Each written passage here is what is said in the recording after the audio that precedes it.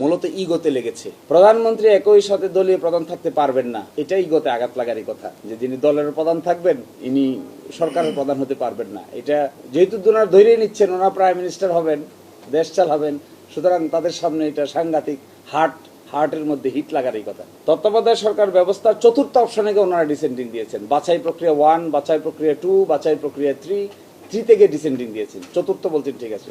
নিম্ন কক্ষের নির্বাচনে প্রাপ্ত ভোটের সংখ্যানুপাতিক প্রতিনিধিত্বে উচ্চ কক্ষের 100 জন সদস্য নির্বাচিত হয়েছেন।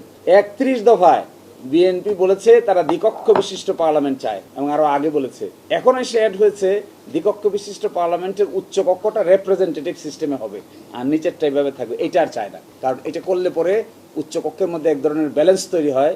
নিম্ন কক্ষে 2/3 মেজরিটি যারা পাইলেও উচ্চকক্ষে ভোটের আনুপাতিক হারে হইলে একটা চেকস অ্যান্ড ব্যালেন্স তৈরি হয়। অর্থাৎ চেকস অ্যান্ড ব্যালেন্স তারা চান না, তারা চান নিচেরটা উপরে আজ্ঞাবহ হবে, উপরেরটা নিচেরটা যা বলবে উপরেরটা তাই বলবে। তাইলে এরকম উচ্চকক্ষের দরকার কি? তাহলে সেটা বলেন যে উচ্চকক্ষের দরকার নাই, যা আছে আমরা নিম্ন কক্ষ দিয়েই দেশ চালাই।